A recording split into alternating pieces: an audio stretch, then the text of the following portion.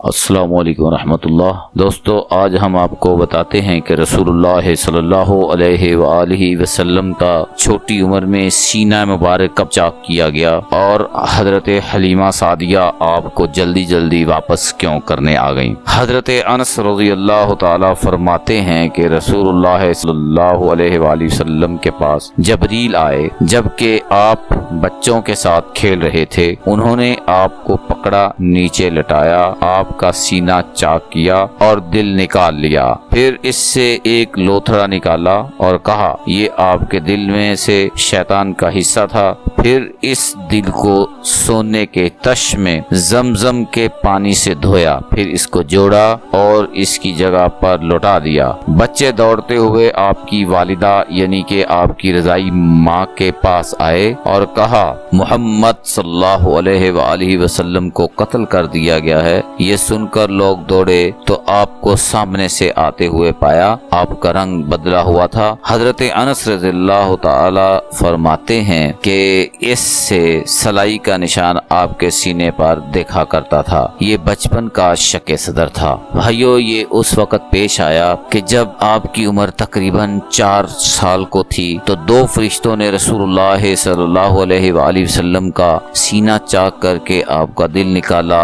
اور جیسے وہ حدیث مسلم شریف کی پہلے ہم بیان کر چکے ہیں، پھر اس کو چاک کیا، اس کو سیاہ جمع ہوا خون نکالا اور آپ کے دل اور پیٹ کو برف کے ساتھ دھویا۔ فارغ ہوئے تو ایک فرشتے نے دوسرے سے کہا ان کو ان کی امت کے 10 آدمیوں کے ساتھ تولو۔ اس نے تولا تو آپ بھاری نکلے، پھر وہ 10 کر کے اور بڑھاتا رہا۔ جب 1000 تک پہنچا تو آپ صلی اللہ علیہ وآلہ وسلم بھاری نکلے۔ اس نے کہا اگر تم آپ صلی اللہ علیہ وآلہ وسلم کو آپ کی ساری امت کے ساتھ تولو گے پھر بھی آپ ہی بھاری نکلیں گے۔ ایک روایت میں ہے کہ جبریل امین نے آپ کے شق صدر اس کے علاوہ بھی ہوئے اور آپ کو مہر نبوت بھی لگائی گئی جو آپ کے دونوں کندھوں کے درمیان میں تھی۔ بخاری و مسلم دونوں روایات کے اندر ہے کہ یہ کندھے کی نرم ہڈی کے پاس گوشت جمع تھا۔ ایک روایت میں یہ ہے کہ یہ کبوتری کے انڈے جیسی تھی۔ بہرحال آپ کی مہر نبوت تھی۔ احمد اور طبرانی کے نزدیک بھی جب دونوں فرشتوں نے آپ کا سینہ چاک کیا تو ایک نے دوسرے سے کہا اب اس کو سی دو، چنانچہ اس نے سی دیا اور آپ پر مہر نبوت بھی لگائی۔ سیرت ابن اسحاق میں ہے کہ حضرت حلیمہ بیان فرماتی ہیں کہ جب ہم بچے کو لے کر آپ کی والدہ سے واپس آئے تو اس کے بعد یہ بچہ اپنی رضائی بہن کے ساتھ ہمارے گھروں کے پیچھے بکریوں کے پاس تھا۔ اتنے میں اس کا بھائی عبداللہ دوڑتا آیا اور کہا میرے قریشی بھائی کے پاس 2 سفید پوش آئے ہیں اور انہوں نے اس کا پیٹ چاک کر دیا ہے۔ میں اور میرا شوہر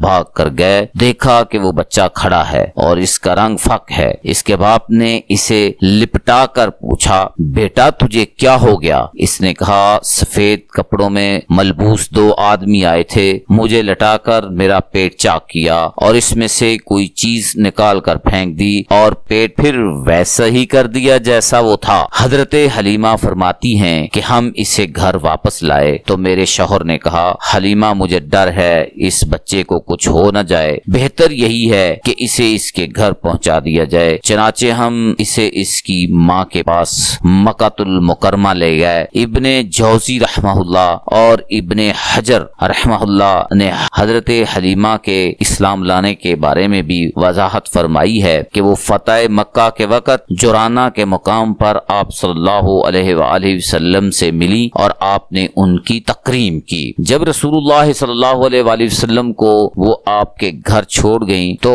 آپ کی والدہ ماجدہ کے ساتھ آپ 6 سال تک کی عمر تک رہے، اور آپ کی عمر ابھی 7 سال پوری نہیں ہوئی تھی کہ آپ کی والدہ ماجدہ کا انتقال ہو گیا۔ آپ کی والدہ ماجدہ سوچا انہوں نے کہ میں اپنے فوت شدہ شوہر کی یاد میں یثرب جا کر ان کی قبر کی زیارت کروں۔ چنانچہ وہ اپنے یتیم بیٹے محمد صلی اللہ علیہ وآلہ وسلم، اپنی خادمہ ام ایمن اور اپنے سرپرست سردار عبد المطلب کے ساتھ 500 کلومیٹر کی مسافت طے کر کے مدینہ تشریف لے گئیں۔ وہاں انہوں نے 1 ماہ تک قیام کیا۔ ابھی ابتدائی راہ میں تھیں کہ بیماری نے انہیں آ لیا۔ بتایا جاتا ہے کہ مکہ اور مدینہ کے درمیان مقام ابوا پر وہ پہنچی تو رحلت فرما گئیں، اور والدہ ماجدہ کی انتقال کے بعد آپ کی جو غلام تھی، خادمہ تھی ایمن، وہ آپ صلی اللہ علیہ وآلہ وسلم کو مکہ معظمہ لائیں اور آپ کو آپ کے دادا کے حوالے کر دیا۔ انہوں نے آپ کو اپنی کفالت میں لے لیا اور اتنے پیار اور محبت سے آپ کی تربیت کی، اتنا پیار اور محبت انہوں نے اپنی اولاد سے بھی نہیں کیا تھا۔ کبھی